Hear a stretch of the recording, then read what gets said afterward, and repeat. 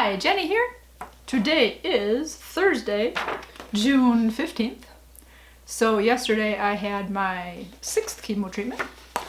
And as you can see from the title, it was an eventful day.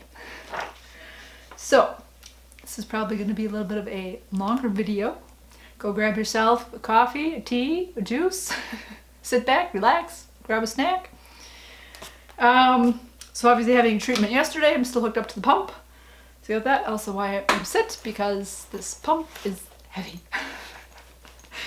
So it's just much easier for me to have it in my lap.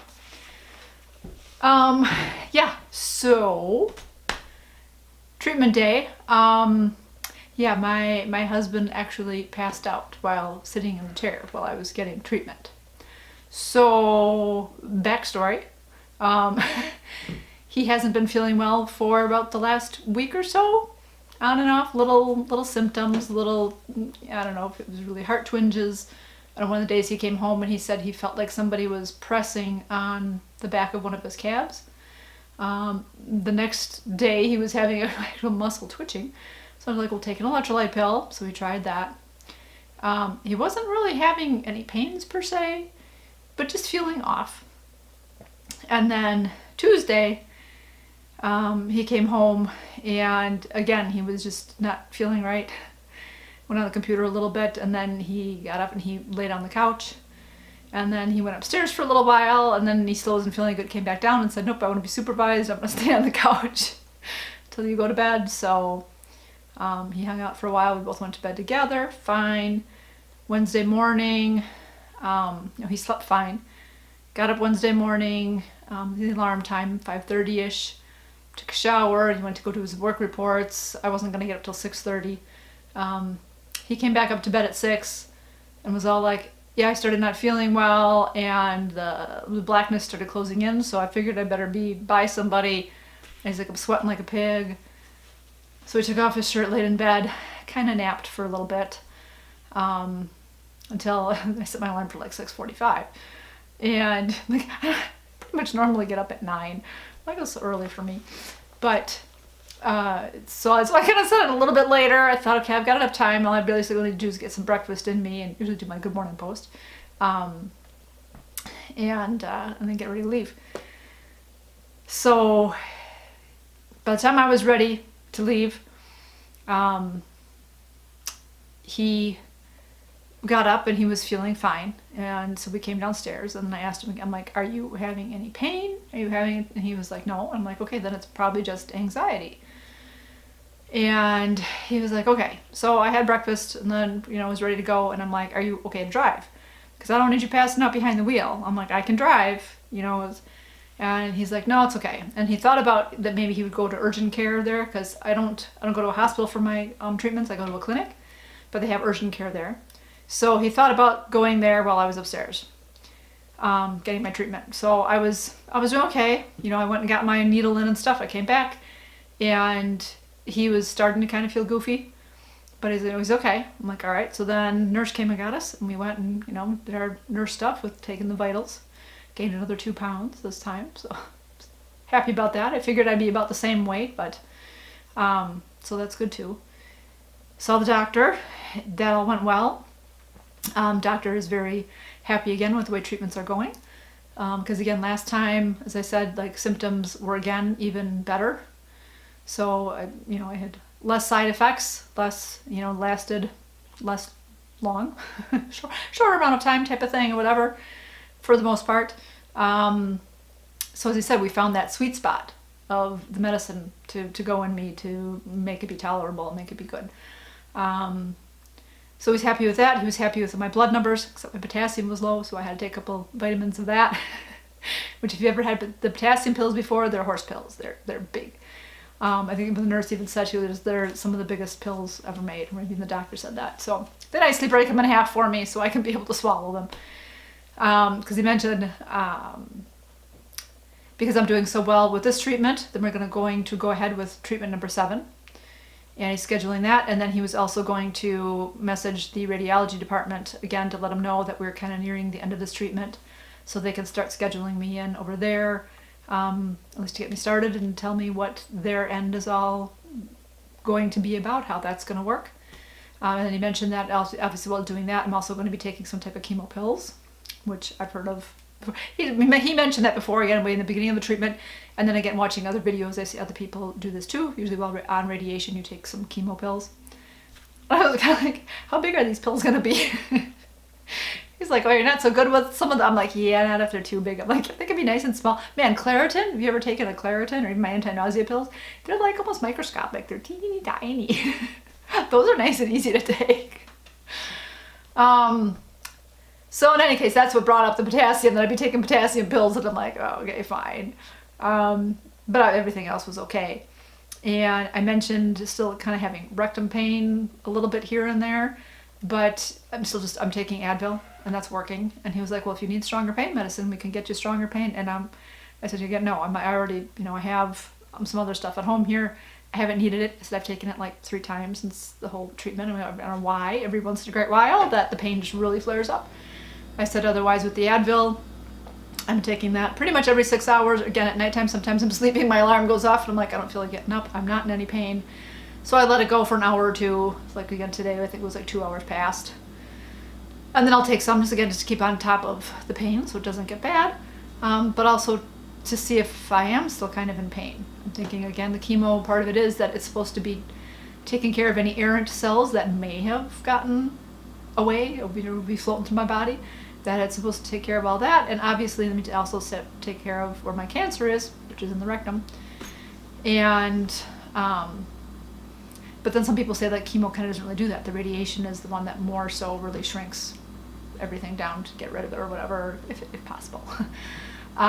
It shrinks it down.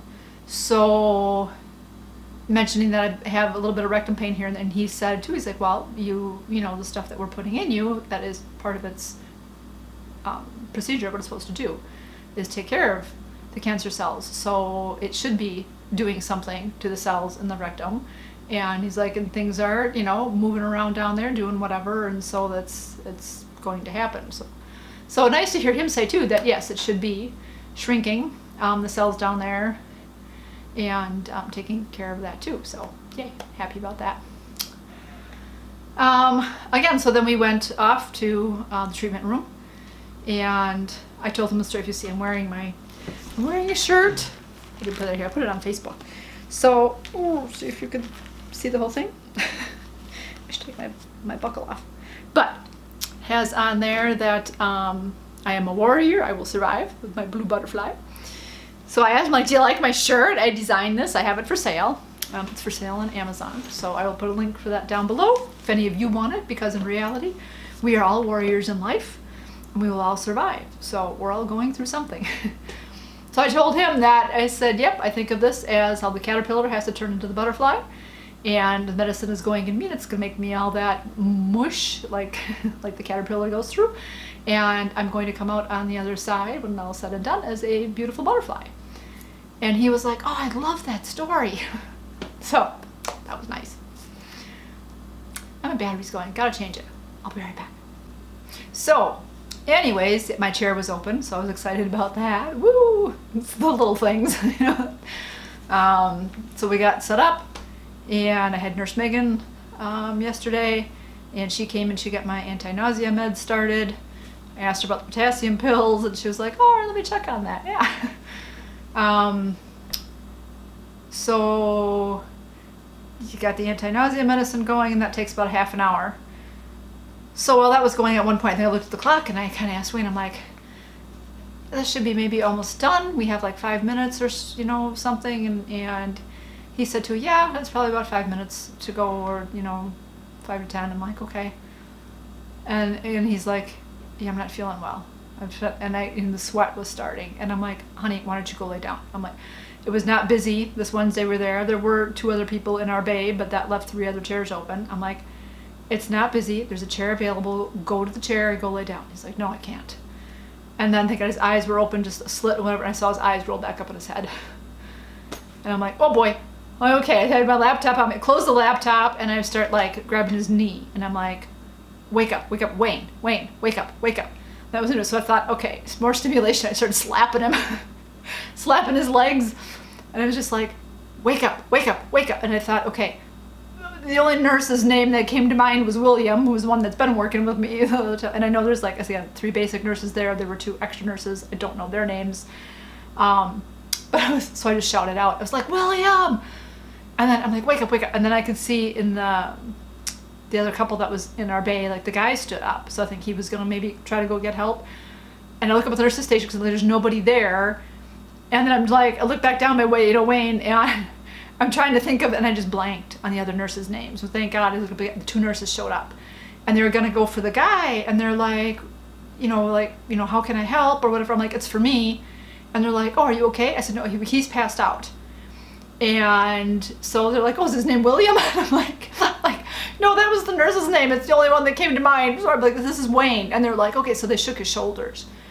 And they were like, Wayne, can you hear me?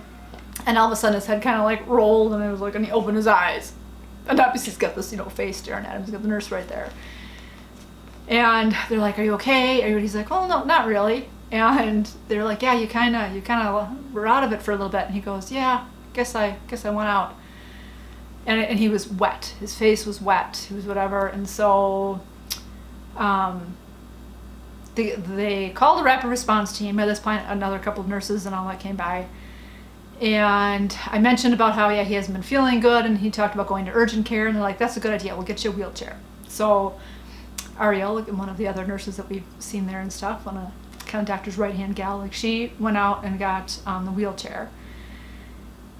By that point, I think one of the rapid response nurses was there already, and she got a portable blood pressure machine on there. They had his pulse going, took his blood pressure. I thought the first one was okay, maybe not. And then they took it a second time, and he kind of like passed out again, and it was like 56 over something. And they're like, oh boy. They're like, yeah, wheelchair's not going to do it. That's not enough. They pushed the wheelchair off to the side. Ariel said, I'm going to grab the bed. She ran off to wherever, and she brought a bed over, which was awesome. In the meantime, now the doctor came out. We had a good 10 people around. 2 of the other nurses, they started closing the curtains on the sides, like one around the one patient and one kind of around me, so that the other patients kind of couldn't see. And then the 2 nurses who went and got their patients or whatever, and they said, we're going to need you to move to a different chair. So they got them set up in a different area, and I was kind of like, oh, okay, really? I'm like, I kind of get it, closing the curtains, because, again, having somebody kind of pass, being, needing help is kind of anxiety-inducing in itself, as it was to me. I mentioned that one time when I was in the waiting room, when they called for emergency, and the ambulance guy showed up and wheeled a guy out, and that was like, oh, that was kind of sad to have, seen that.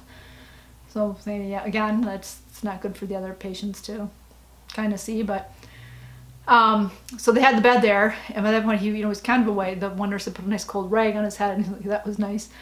And I said, well, the bed was close enough. I'm like, he could stand enough that get him under the armpits and do a pivot and get him in the bed. I used to work in a nursing home, and I used to do this with the old patients all the time. Of you lift him up, you pivot him, get him in there.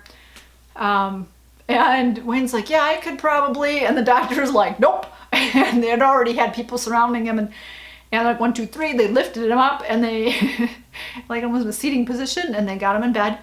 And the one nurse was holding the legs, and the doctor put his hand under there, help hold the legs, and they're like, pillows, we have pillows. So somebody else went off, and they got pillows. They got those under his legs, keep him elevated. And he's like, oh, I feel better now. So in the meantime, they're like, we got to call 911. We don't have the resources here to take care of this. He really needs to be checked out. I'm like, yep, that's fine. I get it. That's, perfect. So they did. They called 911. I had another, the nurse or staff member came by, and then she was asking me questions of what his name was, what his birth date was, whether he had diabetes, whether he had any other medical conditions, which is all no.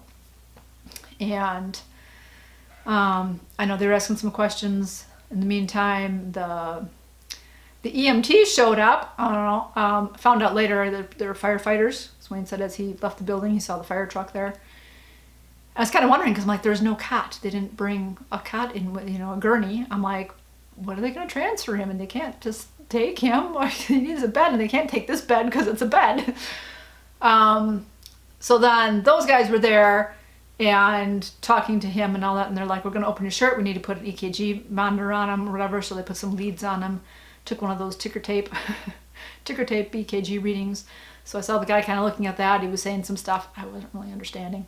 But everybody was pretty much ignoring me at this point in time, except for the one person that talked to me. The one nurse, I think, one of the rapid response nurses, asked me, it's like, are you okay? And I'm like, yeah, I'm good. And I was just trying to keep out of the way. I couldn't move. I was hooked up to a machine, and I'm like, I was kind of there. Like I said, we had a good 10, 12, maybe 15 people at the end there around. I mean, the EMTs, the fire guys were there. Was like 3 of those, and then finally ambulance people came. And so I was just making sure they had enough room. I'm like, I guess I was wondering why they kind of moved the patients too, but I'm like, yeah, we kind of took up a big area with all the people in the beds. And so they had him pretty much okay, and then they were saying obviously they would take him to the hospital. Which hospital? So I was like, well, Grafton, if we could do that. And they said yes. And they're like, does he have everything? This and that. I'm like, where's his phone? I tried handing him his phone earlier and put it on his stomach, and he was like, okay. And the nurse grabbed it and gave it back to me. I'm like, okay. So fine. So now he was going to be transferred. I gave him his phone back, and he put it in his belly again, whatever. I'm like, Wayne, put it in your pocket so you don't lose it. I'm like, can't have it in your belly when you're being transferred to the ambulance. So he did. He got it in his back pocket. He was able to scooch over to, because right before that too, they had him sit up in the bed. They're like, sit up and see how you're feeling. And he sat up, and he's like, oh, I feel nauseous. I'm going to throw up. And they're like, okay, lay back down. And so he did. But then, yeah, with the EMTs there, they got their gurney set up next to the bed. He was able to scooch himself over. They started buckling him in. And I'm like, well, here you go. First time for you to be in the hospital. He's never been in the hospital, never had to have anything done. It's like first for everything. And he was like, yeah. And then I kind of joked and I said, but hey, I'm like, this is all supposed to be about me. And I'm laughing, and he laughed, and he was like, yeah, let me just get this taken care of. He goes, and then it'll be all about you again. And he laughed. So hopefully, I don't think anybody even really heard or was paying attention, but if they were, to know that was a joke. So I'm like, oh boy. In the meantime, I'm like texting my neighbor to see if she can come pick me up, because again, the symptoms I get, the side effects after the oxaliplatin, is that my calves cramp up. And, normally I wouldn't mind driving home, but if my calves are cramping, I don't trust driving. I don't trust that I'd, be able to do it. So, texted my neighbor, and she was all like, oh shoot, she had a doctor's appointment at like 12:30, and I'm usually done by 12:31.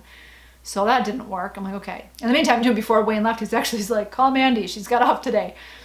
He's like, car keys are in my coat. I'm like, okay.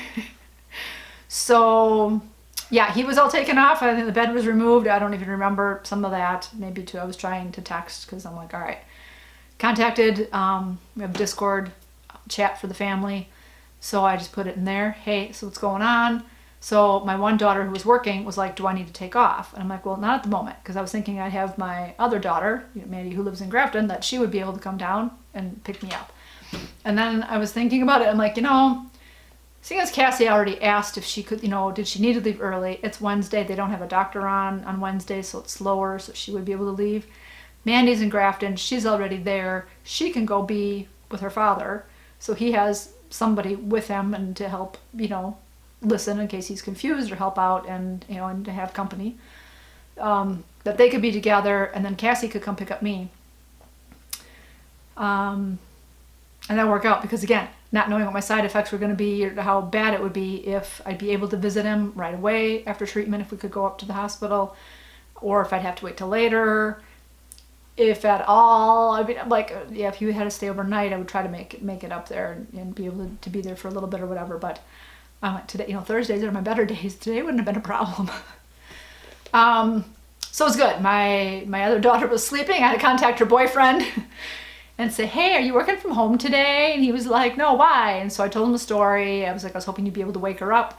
And he goes, okay, I'll go home and wake her up. So she had been up for a little while, and then she went back to sleep to take a nap already. But he got home, woke her up. She was able to get to the emergency room. She found him right away. They let her in to be with him, which is awesome. So they nicely, again, had each other, and she could update me what's going on. Plus, he actually messaged a couple of, they did blood work on him. They did an EKG, and they were waiting on a chest x-ray. And so after that all came back fine. And so he was actually able to be discharged by like 1 o'clock. He was coming home.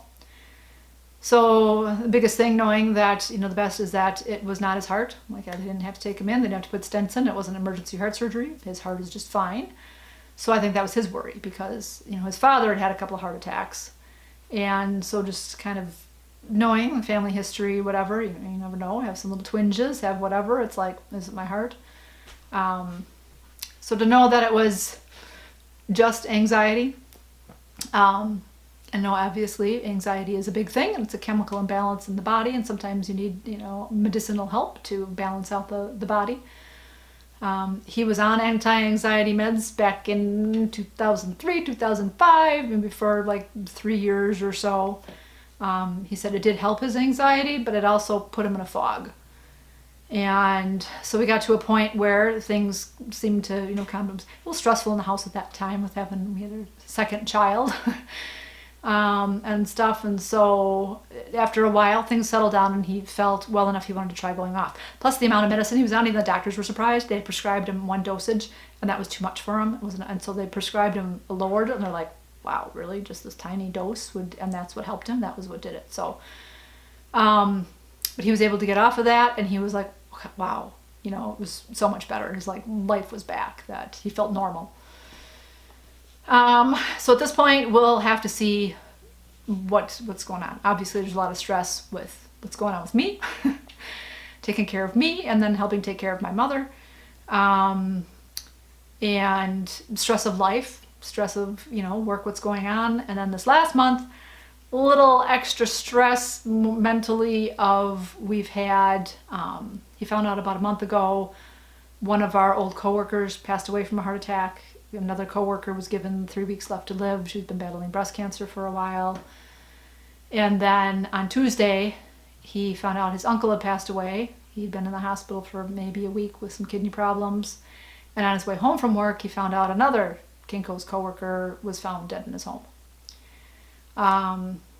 So I think a lot of that kind of added up, because like I said, Tuesday he was kind of the worst of what had been going on. So this morning he woke up, he was fine. He was ready to go. Yesterday he got home and he rested. Doctors, told him rest, drink fluids, eat. So he did. He laid there and was drinking some water. And my neighbor offered up to help get the car, because we still had the car on the place. So she'd be done with her doctor's appointment by 4-ish, so that was nice. She was able to help that way. She was very, very happy. She felt so sad she couldn't come pick me up, but at least she was able to help with getting the car. So it was, again, that was very helpful, grateful. She was able to do that. I was waiting until well, I can help, I can go. And both my daughter and I were just like, no, you're not driving. You're not doing that today. We're not, you need to rest. Doctor's orders. And so about 2 o'clock-ish or whatever, Wayne was hungry, and I was kind of getting hungry too. So both my daughters kind of jumped up, and they were like, okay, they were on it. And Wayne wanted pizza, and I had some leftover pizza in the fridge. So Mandy nicely heated up pizza for me and got me that and got me a drink. And Cassie got the stove cleared out of all our pots and pans and got the oven pan in there and got that going and cooked him pizza, cut it up, got him some pizza. So he had a little bit. And so he slept on the couch for a while, and then, my neighbor was ready. She was home, and so they could go pick up the car. And so then my other daughter was like, all right, well, it seems like everything is kosher here. I was feeling good, and so they weren't really needed around. She wasn't needed any extra to help out. Cassie could handle it, so she went back home. Cassie and the neighbor went to go pick up the car, got that home. Wayne parked it, then he's like, I'm going to bed. It was like 5:30. He wasn't comfortable on the couch, so he went up to bed to rest, and so he came back down by about 8. And he's like, you're still sitting upright. And I'm like, yeah, I'm okay. And so I was just getting ready to go sit on the couch and read. So he was downstairs for about an hour. He's like, Jeepers, I want to mess up my sleeping schedule. I'm going to be sleeping so much in the daytime, I'm not going to sleep at night. But then by night, he's like, you know what? I'm tired again, so I'm going back to bed. So that was good. And he did, like I said, slept all night, and this morning he was feeling well, and he went into work. So in the meantime, obviously all this is going on with him too, where he's still in the bed and they're figuring things out. And my machine starts beeping because I'm done with my anti-nausea meds. So one of the other nurses is just like, can I just shut this off? Is it just about, I'm like, yeah, I need more medicine after this. So this one is done. And then she was like, okay, she's like, I know how to do that part or whatever. So she did it, whatever. And so then after everything cleared out, then they came to me, and Ariel came to me and she goes, are you okay? And I said, yeah. She goes, do you want to still continue with treatment? And I'm like, yeah, that's fine. I'm here. And like, I can't do much for him in that anyways. Like, it's like a half an hour drive up there and they got to check him out and they got to do whatever. And so that's, about the time it's going to take me. And okay. So then the nurse came over and she said, she's like, okay, so you're okay to continue with treatment? And I'm like, yep. And I don't know if another nurse was there too. Like, if Ariel came back and I said, yeah, this is fine. It's because, again, I'm like, it's a half an hour drive up there and then they're going to have to do their things with him. And I'm like, and I've got my daughter going over there to be with him. So that's good. And she's like, well, it might be a little faster in the ambulance. And I said, well, it depends. I'm like, I've heard before that if the person isn't actually like dying or in, dire need, they don't really turn the lights on.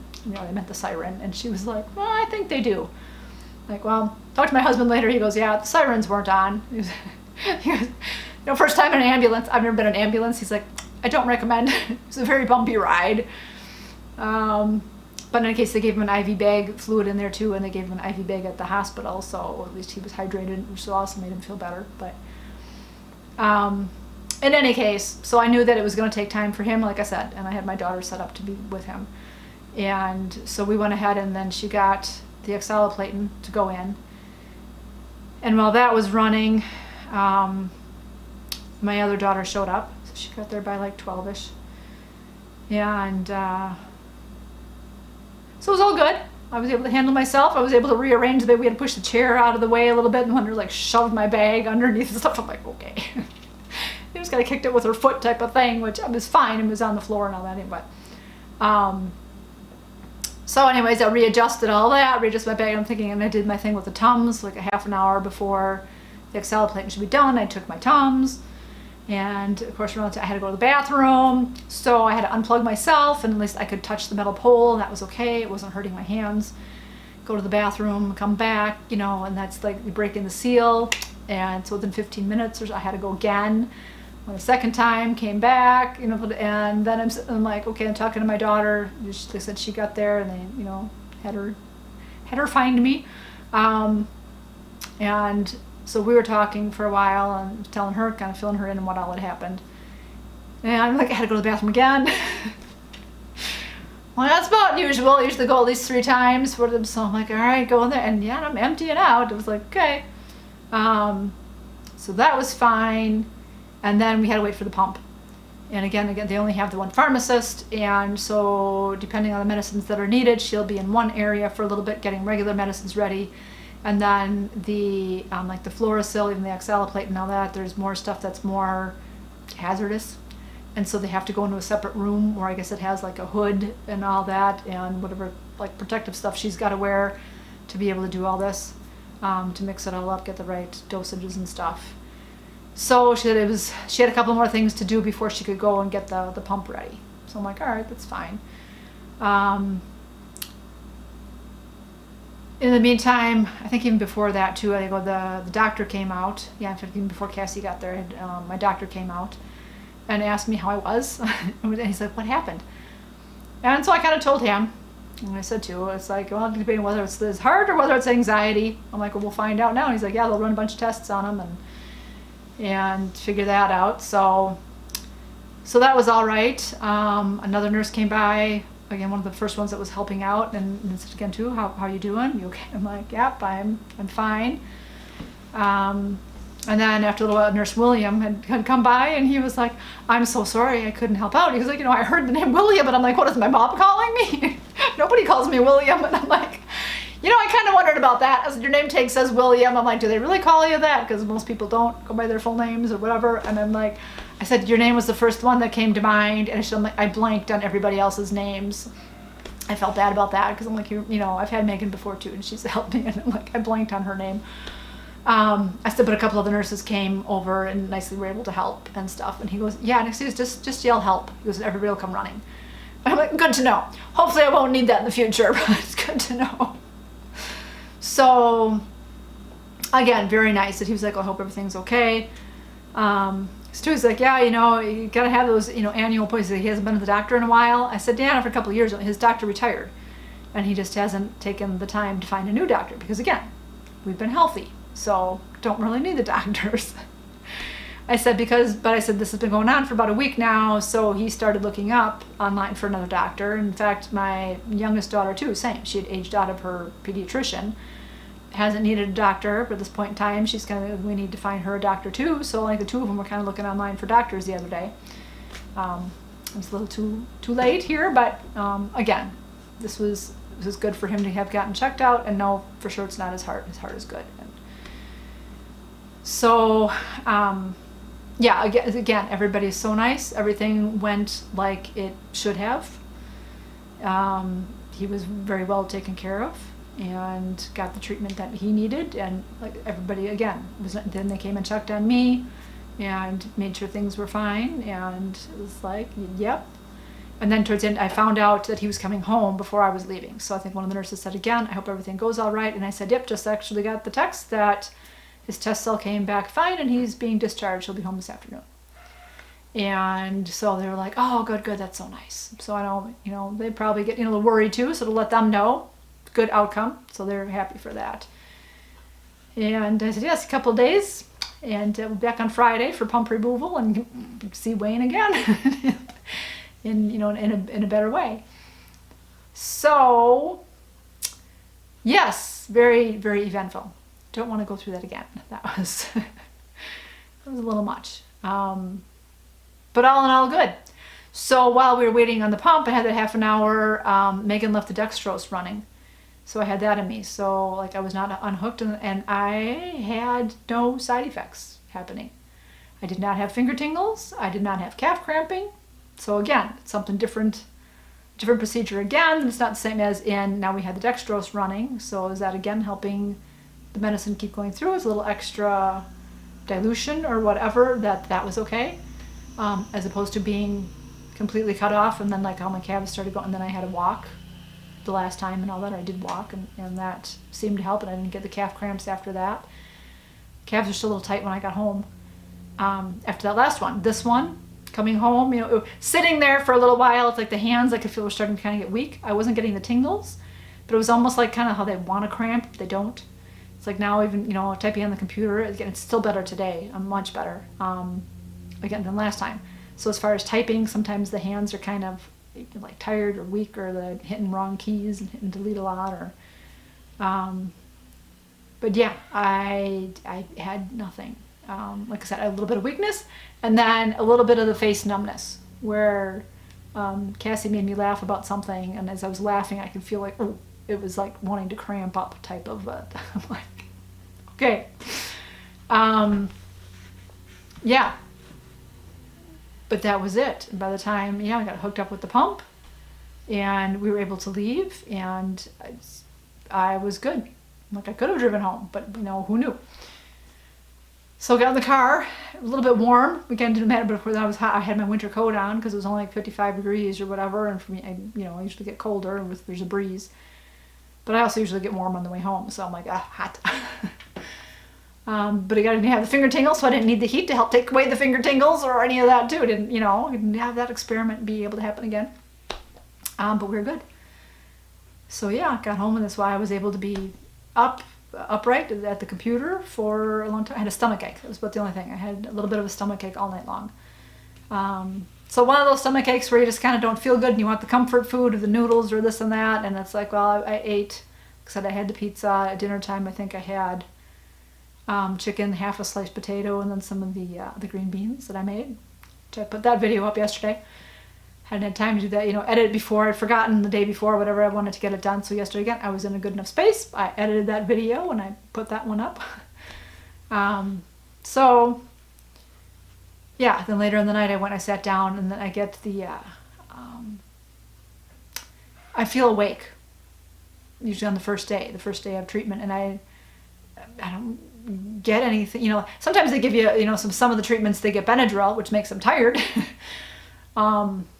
As far as my medicine goes, I don't know as though it has any stimulant type things in there, but It's about it. You know, I was felt a little tired a little earlier just against it, but then later I'm awake, and so I'm reading, and it's midnight. I'm going, yeah, I do Advil at 2 o'clock. My alarm's gonna be going. I really should try to get some sleep, which then I did. I turned off all the lights and everything, and I'm laying there. And of course, I hear the one of the clocks I have kind of does a little dink when it hits the hour.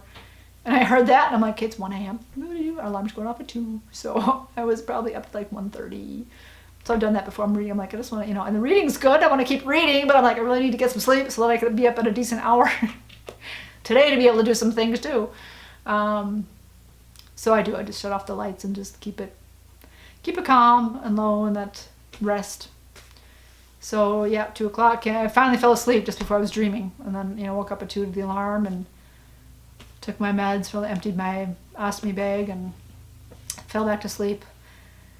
I woke up at 5 and it was hot. Let's see, I kind of get the hot and cold stuff going on, so I'm gonna take the blanket off. And then my husband was up by 5:30.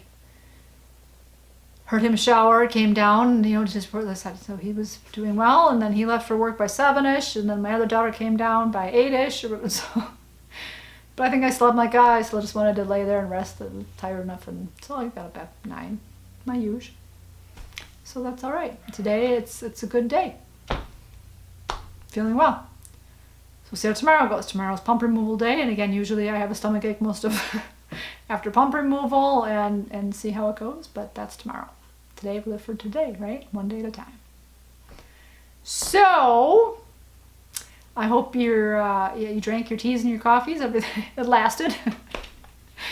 That's about it for today. That's today's update.